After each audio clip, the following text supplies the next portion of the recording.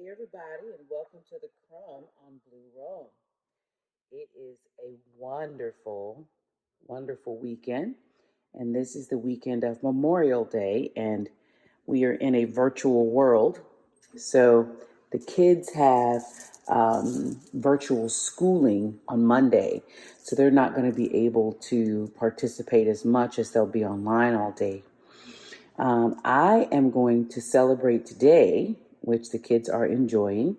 That's our plan. And I'm going to show you how I'm starting on my butter cake. The first thing I like to do is to brown my butter. And what I have going here is actually 1 pound of butter that I'm going to slowly brown over the fire. I just wanted to show you what that looks like starting off.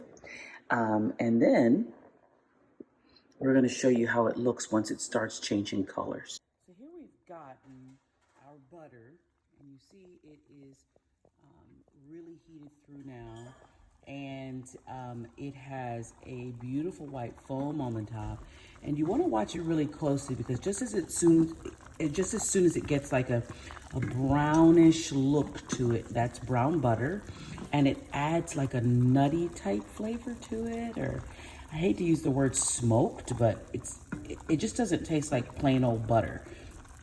And then we're gonna take this, and I personally go ahead and put it inside of my KitchenAid mixer bowl and stick that bowl in the refrigerator or the freezer to get it back to solid. Hey everybody, welcome back to the Crumb on Blue Roan. And we're gonna get back to our butter cake. So let's go and see what our ingredients are. We had already discussed how we had made brown butter and we put that to chill in the refrigerator, and it's been chilling for approximately 1 hour, and it's solid and it's out of the fridge. And to that we're going to add 2 tablespoons of vegetable shortening, and we're going to add about 2 teaspoons of vanilla extract to cream. Then we are going to mix together 1 teaspoon of baking powder plus a ½ teaspoon of baking soda, 1 teaspoon of salt. After that's all mixed together, then we're going to add it to the mixer with our 1 cup of buttermilk. And just for a note, 4 eggs and 1 cup of buttermilk have all been coming up to room temperature to acclimate. That helps it to mix together and emulsify just a little bit better. I added those ingredients to my mixer. I've added the pound of butter from the refrigerator, and I went ahead and just let it get cool in my metal bowl. I've added 2 cups of sugar sifted. I've added 2 teaspoons of vanilla extract. You can also use vanilla paste, and that's fine too. And so I go ahead and get it nice and started, and then I go ahead and I turn the mixer up really, really high. After about 5 to 7 minutes, I'm gonna go ahead and I'm gonna show you what that looks like. Alexa, set a timer for 7 minutes. What I've done is I've added an egg one at a time, and it was 4 eggs that I allowed to come up to room temperature. And I'm gonna let that cream again another 5 to 7 minutes. Alexa, please set a timer for 5 minutes. Go, mama, go. We just have a few more seconds left to cream, and now you see it's a beautiful, beautiful kind of yellow blondish color. Alexa, turn off the timer, please. And I'm going to add my flour and leavening and salt mixture to the bowl. And I like to alternate. I'm gonna turn it down because I don't want to go get spelted by flour. I'm gonna start just adding, the flour first and the liquid in between. And I'm gonna go ahead and put in maybe about 1/3 of my flour.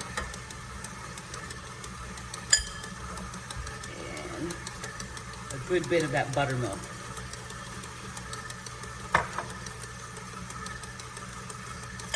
Let that mixer and do the work there.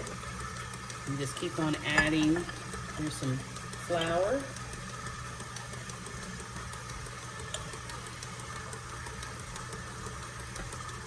Add a little more of that liquid.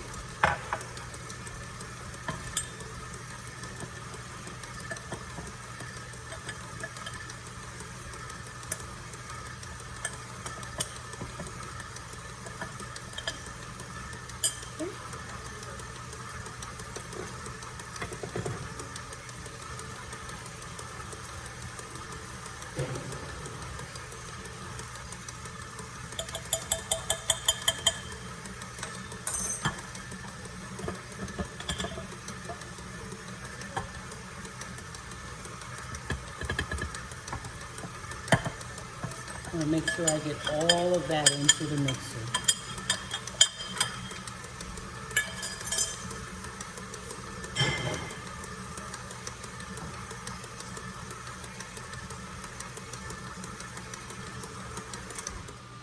And one thing I like to do is, you see how sometimes when you're pouring flour, you get some all over your mixer handles? I go ahead and knock that down. Start it, and I like to mix it till it's just combined. Really not much more than that. And then we're all done. We're gonna get this into our pan and then show you how it looks going into the oven.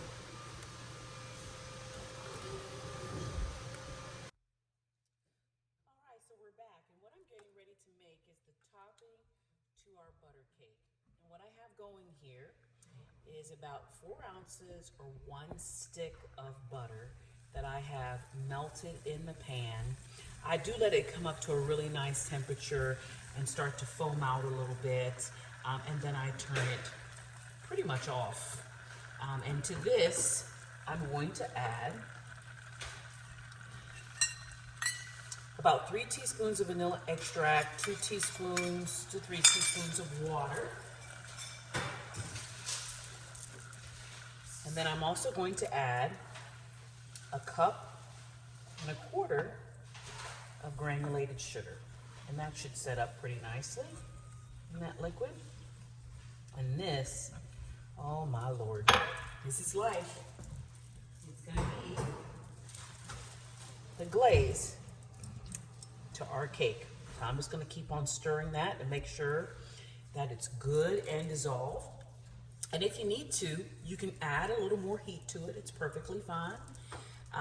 It's a little, just add a little more heat, whatever it takes to get that sugar dissolved. And we'll see you back when it's time to poke holes and add it to our cake.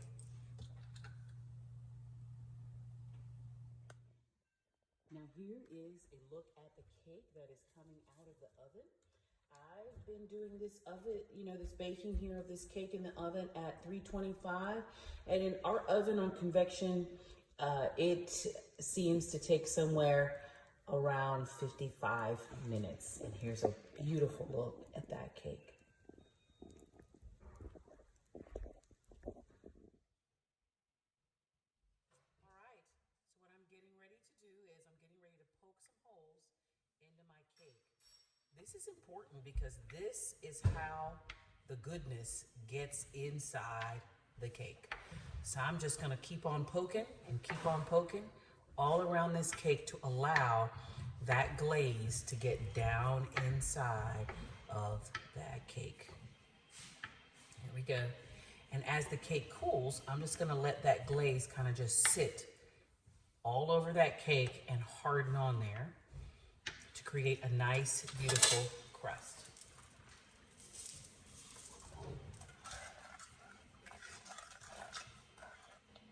And here we go.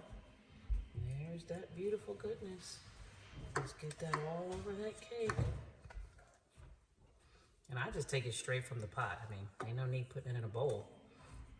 I'll just take that goodness and just get it all over the top of that cake. Can you wait? I wish you had smell-o-vision. Because I'm telling you, my kids are all gathered around here, like, waiting for that goodness. I'll show you how it plates in just a bit.